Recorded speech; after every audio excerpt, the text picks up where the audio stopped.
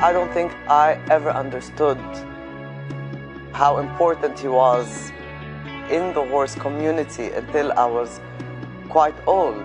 I don't think till today I realize the magnitude of who Nasr Marei really is in that community.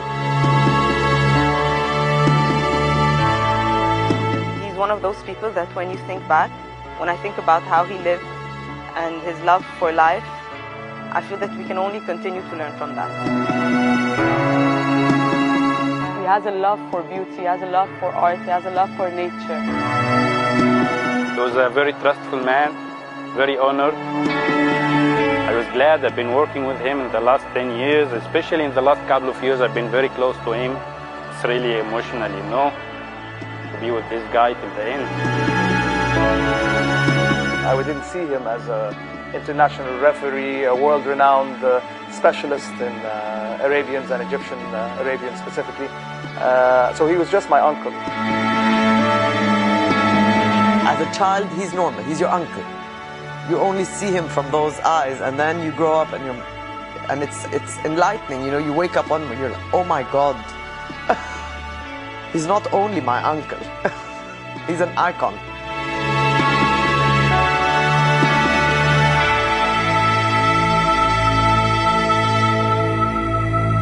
He was the best example that Arabian horse breeding is not only a profession, but also is a piece of art.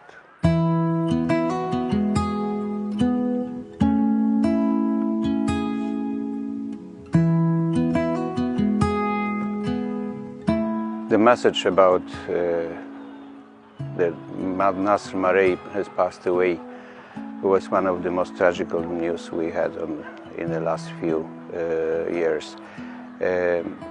He was not only a true gentleman and a real breeder, but also a great personality and one of the most important people for Arabian horse breeding, not only in Egypt, but all over the world.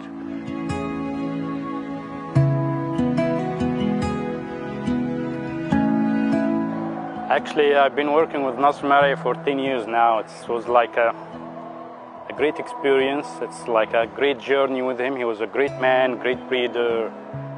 On the personal aspect, I learned a lot of things about him. Honesty, dignity, you know. Always have to say the truth. To be honest with yourself. Also, that's helped him as a breeder. As a breeder, you need to have this kind of eye to look at your horses, see their weakness point, how to improve it. It's not about only loving your horses and saying they are perfect, they are the best horses in the world. No, you need to really judge your horses first to be successful as a breeder, and that's what I learned from him. It was really, we are missing him so much. It's a great loss for all of us.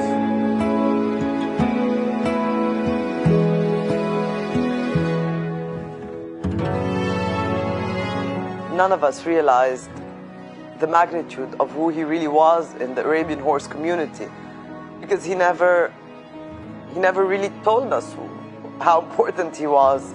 We learned that as we grew up, but he was humble, a humble man. He is who he is, and he loved it. An amazing man. So yes, if it were one lesson, it's being humble, I would say.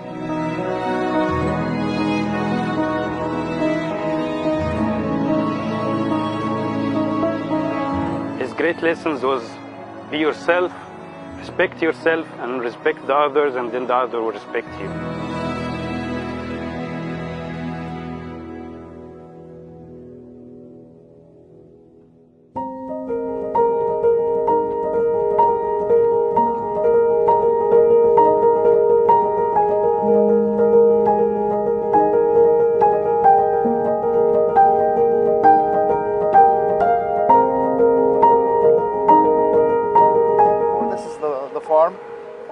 For us, it's always been a farm.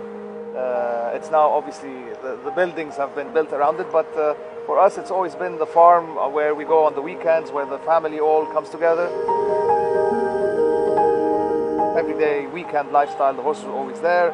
When we were young children, my uncle and my father would bring out all the newborn stallions, the newborn mares, and they'd bring them out to the garden to show us, to get us interested in horses.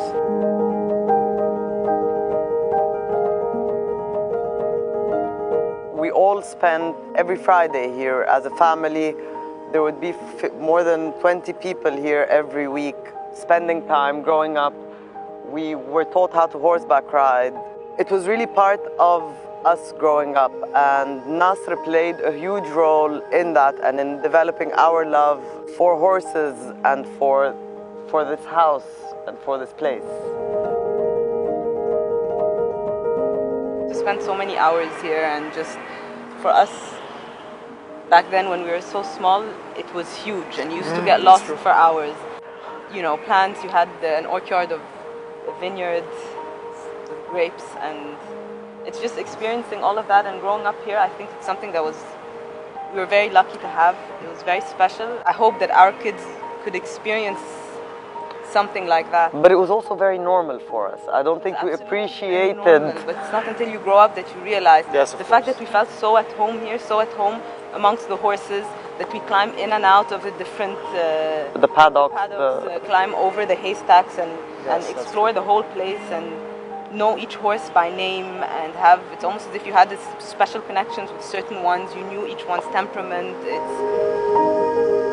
was different. It really was. When we bought this land, my grandfather and his brother bought this land in the 30s. And I have pictures of them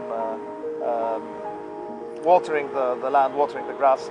And they're standing right here, and it's completely flat all the way. You can see the pyramids. No buildings, nothing. And even my memories coming here on Friday, it used to be a farm area. So you'd see donkey carts outside, people planted things like corn and clover, vegetables.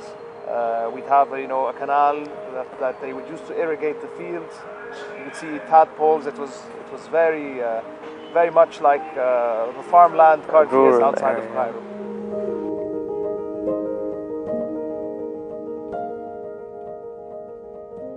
Growing up, Farid was the treat, and we didn't always get to ride him. So the day we'd ride him, it was a special day, and it wasn't until I grew up, now I realize my uncle's probably, all his nieces and nephews are there, they want to get on Farid, and he's probably thinking, you don't understand what Farid is, you know?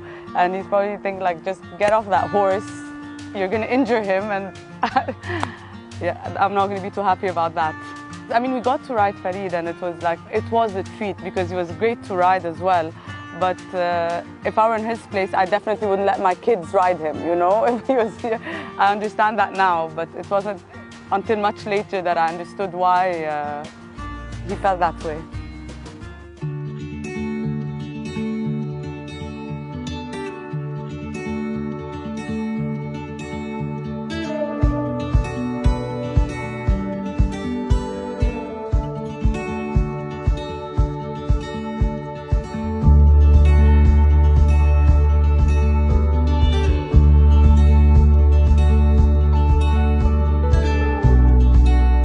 This area right here is where my grandfather and his brother used to sit and manage the business.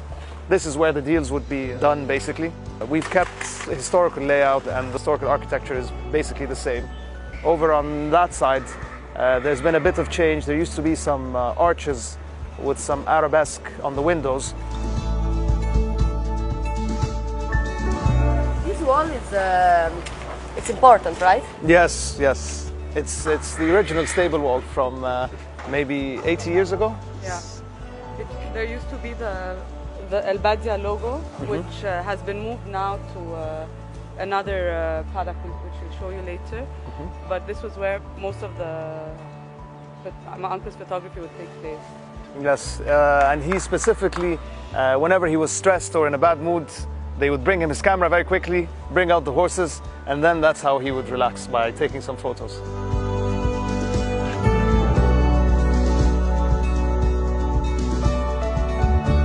My uncle had a vision Some people are looking for, very specific things like the neck. Some people are looking for the back. Some people are looking for the perfect root of the tail, and they're always trying to bring it out in the best way possible. What my uncle was trying to do is keep the classical Egyptian traits in all his horses. And it didn't matter that things were, abroad, people were thinking differently, and they're trying to do things a bit more, a newer look, trying to give the horses a newer look or a newer characteristics. He didn't care. He always was very, very strict about keeping the Egyptian bloodline and making sure to bring out the qualities, the beautiful qualities of the Egyptian stallions. The roundness of the eyes, the flaring of the nostrils, perfectly balanced ears, perfect movement, the back, the tail. All this was very, very important to him. He was that passionate about making sure that to bring out these characteristics in all the horses.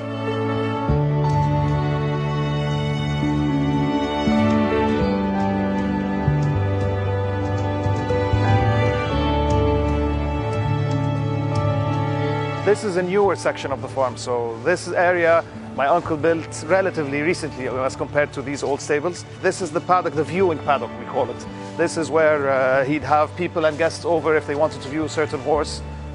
If he wanted to see the movement of a horse, this would be the paddock that he would sit on.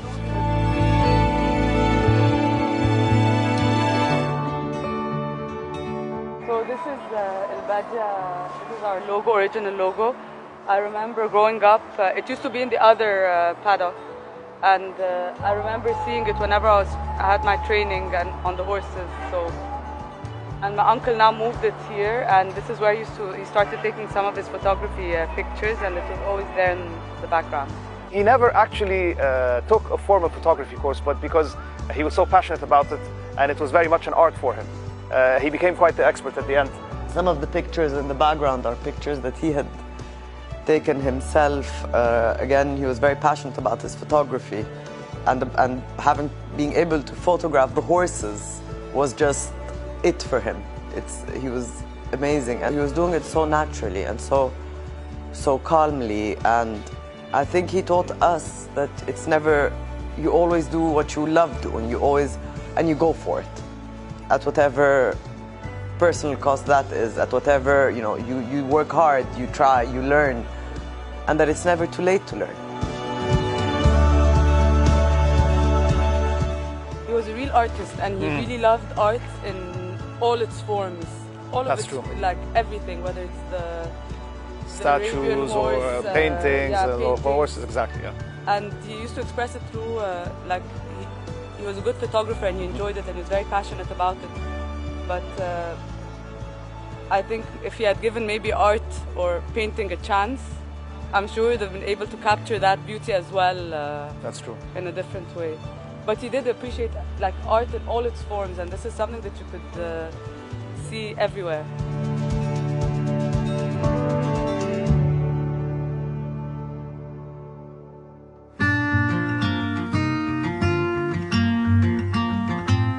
I remember when I was about maybe 14, there was a horse was born, and my uncle told me, okay, this one he's yours. He's your horse.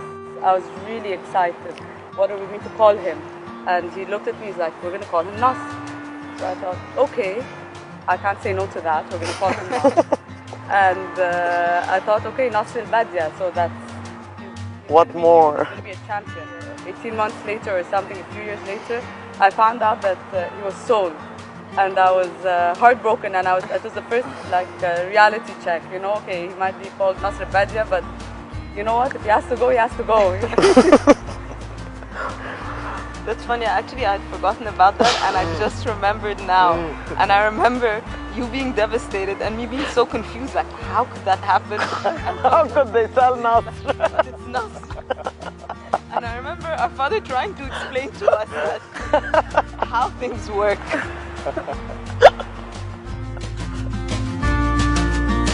This was his cave, his personal space. As kids, of course, we were never allowed in here. Never.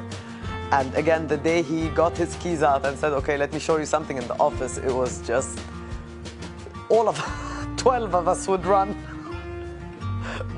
with him just to see if he had a new medal or if one of the horses had won something or a new picture that he'd taken. But it was always so special, and he made it that way. He made us feel that it was such a treat. Everything was a treasure. Everything was a treasure.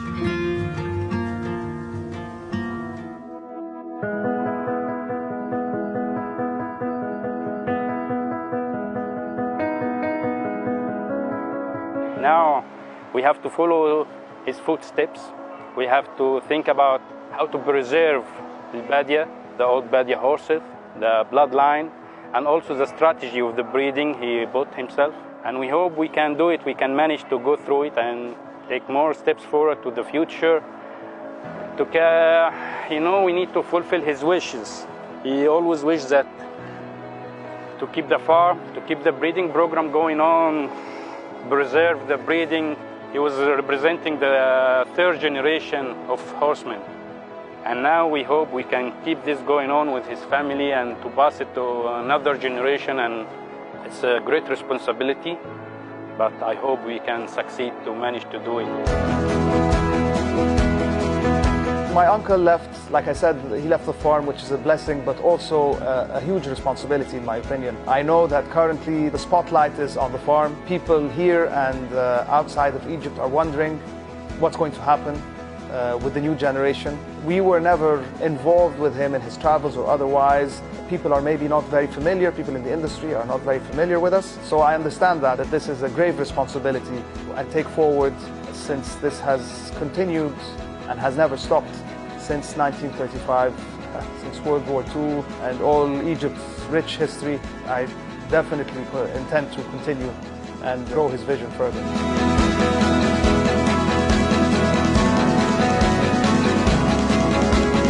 I hope we can manage to do it in the future, to preserve his name, love his horses as he loved them, and try to keep them in the best condition we can.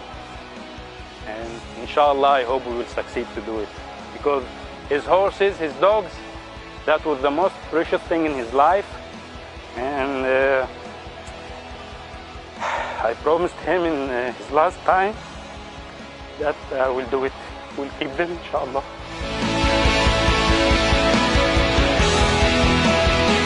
There are certain people that when they are gone, they leave a big void. And he's one of them.